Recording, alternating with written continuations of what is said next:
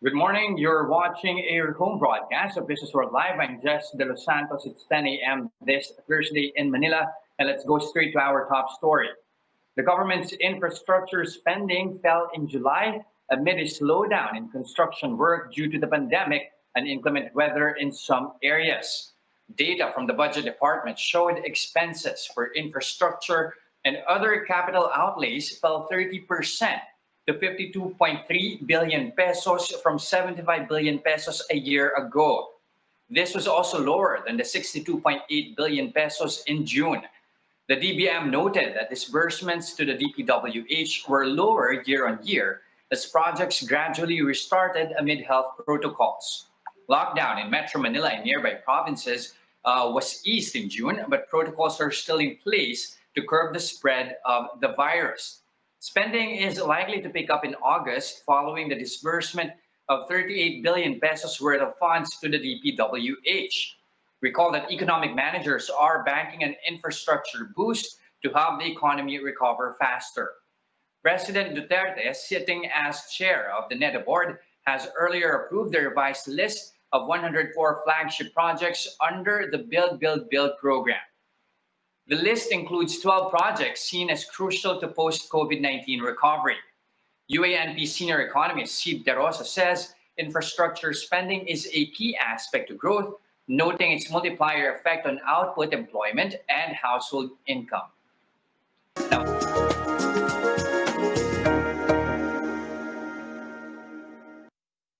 here are the corporate stories we're following this morning. It's still bida ang saya in North America and Europe as Jollibee continues its expansion in these regions amid expected growth in demand. In a statement, the Pinoy fast food chain noted double-digit growth in its North American branches. Jollibee reported that its other food businesses, Chowking and Red Ribbon, were also performing well abroad. Jollibee plans to open 50 stores in Europe for the next 3 to 5 years and additional branches in California and Canada by year end. This after recently opening stores in Liverpool and Texas. Jollibee said non-dining services helped lift sales amid the pandemic. Back here in the Philippines, Jollibee is expecting bad financial performance throughout the year as a result of the COVID-19 crisis. The company posted net loss of 13 billion pesos in the first semester, while shares dropped about 1.2% on Wednesday. Meralco has settled its bill for breaching billing directives from the Energy Regulatory Commission. The utility giant paid 19 million pesos in fines for its supposed failure to clearly indicate consumers' monthly bills during the height of strict COVID-19 lockdowns. The sanction was also imposed on Meralco for breaking its compliance in allowing customers to pay in installments. Meralco was also directed to shoulder around 200 million pesos in distribution, supply, and metering charges of its more than 2 million poor customers. Meralco said it expects zero distribution charges for poor customers to reflect in bills this October.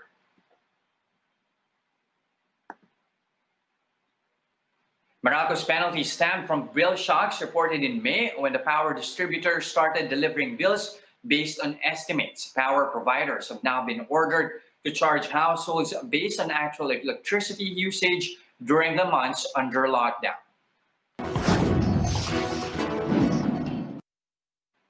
Here are the headlines on the economic front. The country's shipbuilding industry is taking a hit as new orders dried up amid the recession. The Philippine Liners Shipping Association said the sector's profits are heavily affected, mainly because of the reduction in cargo and continuing restrictions in passenger travel. The Shipyard Association of the Philippines notes that recovery for the industry highly depends on the financial recovery of their customers, or once they are able to regularly settle their obligations again. Marine service providers like Chelsea Logistics said they had to put their expansions on hold and they seek to revisit plans in the next years. Shipbuilders say they are now focusing on repair works for government-owned vessels just to be able to survive. The Maritime Industry Authority, or Marina, had proposed an allocation of 1.6 billion pesos for the shipbuilding industry under the Bayanihan 2, But the newly signed law only provided 2.6 billion pesos to assist the critically impacted businesses in the air, land, and sea sectors. A World Bank report says children born in the Philippines today will, quote, fail to achieve almost half their potential productivity as future workers. In their report, the multilateral lenders said the country's Human Capital Index, or HCI, dropped to 0.52 this year from 0.55 in 2018. The index, which is used to measure the human capital potential of children today, ranges from 0 to 1, which scores closer to 1, indicating better human capital status. The country's 0.52 score is below the global average of 0.56 and the East Asia and Pacific's 0.59. Despite the slight declines, though, the World Bank said the Philippines is among the countries that showed big improvements over the last decade. However, the report notes that quality of education in the Philippines remains to be an issue despite expanded access. Among Asian countries, Singapore had the highest HCI score with 0.88, followed by Hong Kong, Japan, South Korea, and Macau.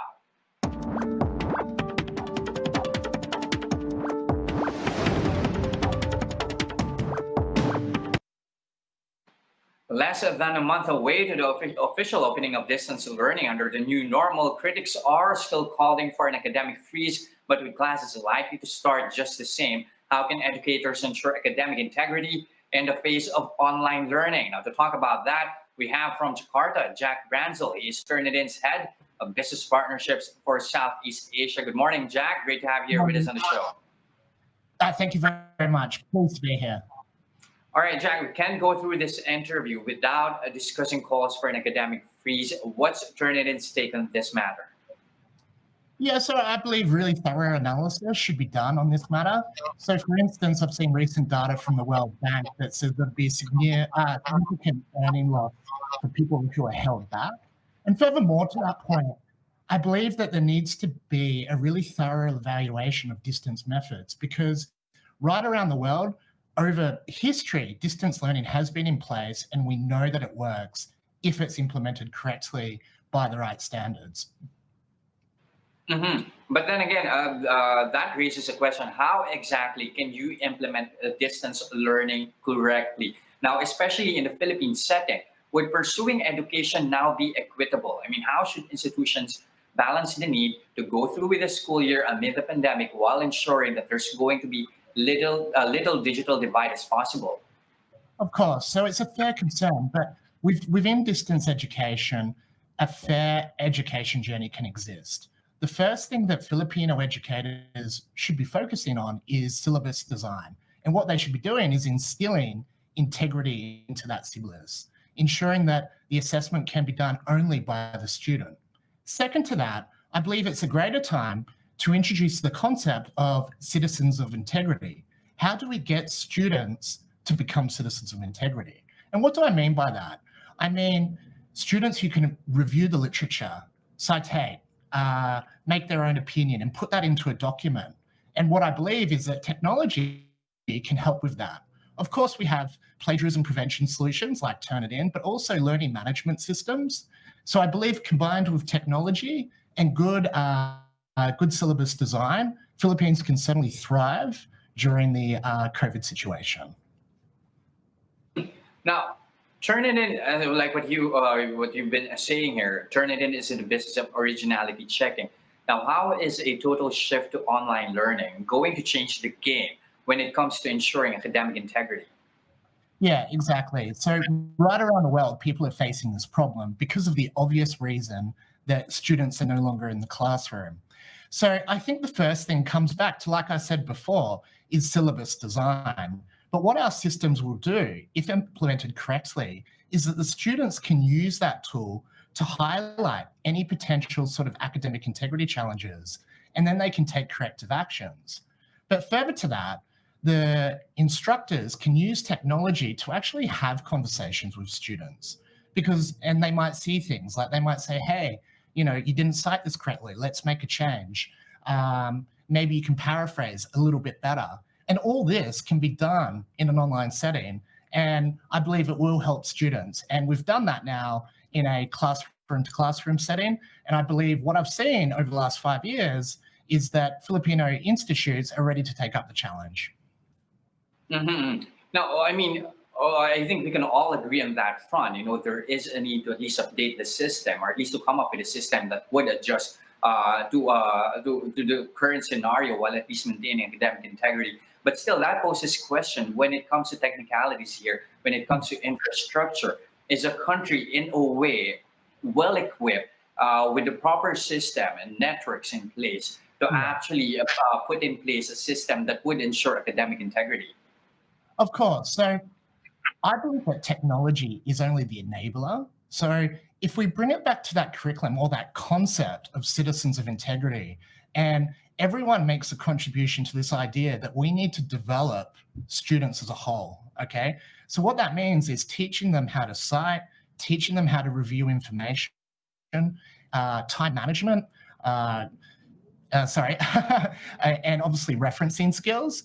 And what I believe is that technology can support that. And of course, students might struggle with network connection, but if that's built into the curriculum, perhaps in an offline format, they can do that work offline and perhaps head down to, whether it be a local Starbucks, a local internet cafe, and then they can interact with the technology. Technology is only the enabler. And we don't say that we can bring academic integrity. If we bring the instructors and the students along together on that journey, something really great can be achieved for both the students and, of course, the institutions. Now, when it comes to this health crisis, or with physical contact at least being limited here, what new forms of cheating, or at least fraudulent acts online, at least when it comes to learning, are you expecting to crop up in this new mode of learning?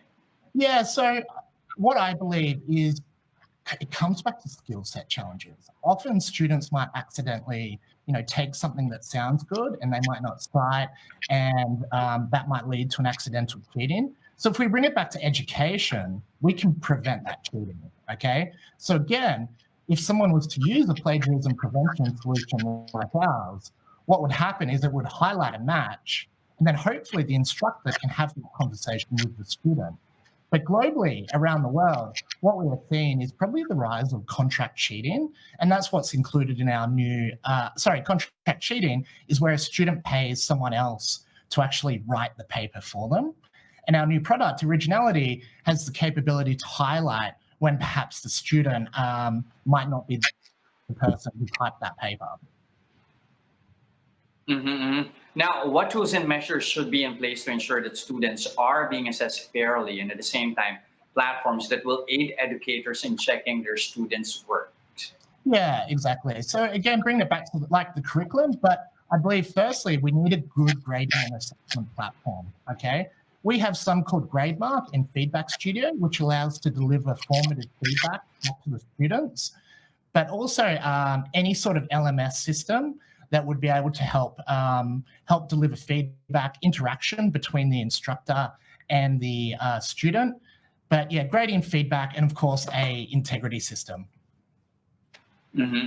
So it's really more of like Turnitin is a tool for learning and not really a tool for punishment here. That's something that at least we can make clear to our audience. Exactly right. What I believe is that often plagiarism takes place because of skill set challenges.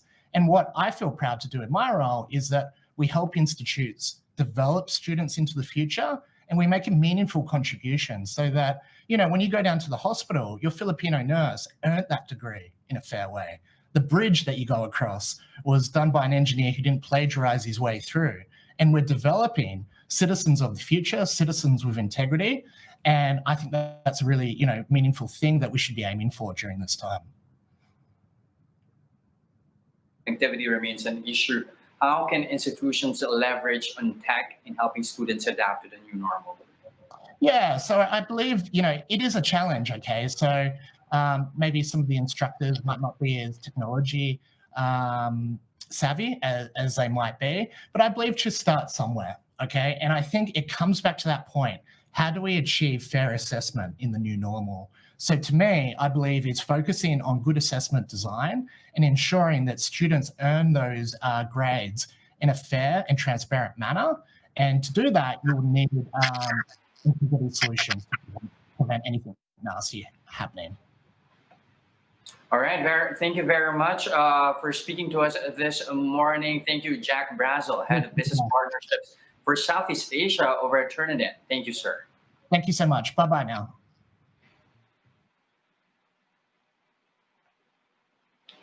The DPWH, now moving on to other stories, the DPWH is now laying finishing touches on the Skyway Stage 3, which is expected to open in December. Gerard de la Peña has the rest of the story.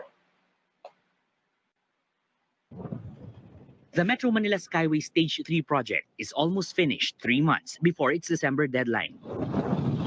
Segments are now passable and are ready for asphalt overlay. Finishing touches on the 18.8-kilometer structure are being put in place. The highway stretches from Buendia in Makati and passes through Paco and Santa Mesa districts in Manila, Quezon Avenue in Quezon City, and ends in Balintawak, where the North Luzon Expressway begins. Workers have also fixed the portion that was burnt when a fire hit Pandacan last February. For now, only the Tomas Claudio PUP Santa Mesa segment awaits beginning of construction, as the DPWH is just halfway with the right-of-way acquisition. There's some more spans that are launching and then finishing touches before the final, of course, the final inspections. But at this point, everything's finishing touches na lang. We're targeting December. Ito ang gusto ni Presidente para maging masaya ang Christmas ng ating mga kababayan. The elevated expressway targets to reduce travel time from Makati to Quezon City to about 15 minutes from more than 1 hour. Skyway Stage 3 is also seen to decongest EDSA and other major thoroughfares as it connects NLEX and SLEX. Nakita nyo naman EDSA, yung traffic sa EDSA, akala natin forever pero baka hanggang December na lang. Dahil ito po, nakita nyo po kanina, mga wala pa, 15 minutes ang ata, mabagal pa yung takbo natin kanina. The DPWH is confident that it can deliver next year the other projects under the Build, Build, Build program, despite the pandemic. The Santa Monica-Loton Bridge, which will connect the Ortigas and Bonifacio Global City business districts, is expected to be operational by the first quarter of 2021, together with 2 other bridges crossing the Pasig River. Also up for opening are portions of the C5 South Link, a new phase of the Cavite Expressway, as well as the other projects in the provinces like the Central Luzon Link Expressway, Samar Pacific Coastal Road Project, San Fernando Bypass Road in La Union, and the Daang Kalikasan that connects Zambales and Pangasinan. The DPWH assured that protocols are observed among those working at infrastructure projects to prevent the spread of COVID-19. For News 5, Gerard de la Peña, we are One News. All right, circling back to our discussion on online learning, we have someone who will share with us tools which may somehow ease the burden of virtual classes, whether it be for students, teachers, and even parents. Now we'll talk to Gibu Mathew. He is the VP and General Manager for Asia Pacific over at Zoho. We speak to him from Singapore. Good morning, Gibu. Great to have you here with us on the show. Good morning, and thank you for having me on the show. All right, Gibu, many are still up in arms over the implementation of distance learning, so much so that there are still calls for an academic freeze, given what critics say is unequal access to technology. Now, how much of a viable option really is online learning at this stage? I think online learning has quite improved over the last many years. As a matter of fact, online learning is not something which is new to only the pandemic. We have had different countries in different stages of online learning already for more than a decade, I would say. Well, in that sense, the online learning itself is already, the technology available for online learning is already out there. And online learning itself can help students, teachers, and institutions engage with each other for productive learning. All right, you're right in saying, I mean, the setup for online learning has been there for years now, even decades. My question here, but this is a totally different scenario here, given that this is going to be on a wider scale. So question is it still going to be a good option now, given that you have to implement it primarily on a larger scale here with more students and educators involved? Yeah, so as a matter of fact, if you look at online learning, it brings in people to the new way of how the world itself has evolved over the last 10 years. We have been hearing about digital transformation in the business world we have different kinds of different industries and different stages of that. Similarly, when you bring technology into education, it helps the children to be in touch with what's happening in the real world and get the best of the physical world as well as the online world in their actual education formats. So the online teaching itself can help them to be more effective. Let's say, for example, a school or an educational institution, they try to be more effective. Is their primary goal is to be educating children, and if they can deliver the routine content online and mix it up with the right mix of physical interaction in classes, online learning can go a long way in improving the learning outcomes of children. It's interesting, really. I want to pick up from what you said there about how somehow it can enhance connection. When in fact you have some critics saying, that one drawback or setback rather from online learning is that there's going to be a lack of real physical connection here, and somehow you're just compensating it through virtual connection. So how exactly do you address that? Well, for example, if you take, there are products today, everybody's aware of video conferencing, you have online chat, you have capabilities to do video, voice, a whiteboard. So if you look at those are tools that are primarily needed for delivering content, right? So if you look at, say, a tool like Zoho Workplace, it has got all those tools available to deliver this content to users or to students by the institution. Now, other important aspects about online learning is about how do you actually deliver the course material to students in an organized manner so that when children are studying online or when they come back to school for the physical classes, the institution has to be able to manage this holistically. Now, when you keep all those things in mind, you can actually ensure that the learning outcomes for children are more effective because you can enable teachers or empower teachers to be to support and provide their content online in an engaging manner. Now, that's something which is absolutely important, and the digital world can actually help children be more engaging in class and help the teachers to also give specific attention to individual children. Okay, but the efficacy of online learning will always hinge on whether or not we have enough technological infrastructure to actually support a massive online learning. How should the country address the digital divide and the perennial problem of slow internet connection in the country? Well, yeah, I understand that there is poor internet connection and lack of gadgets that are some of the obstacles present for remote education in Philippines.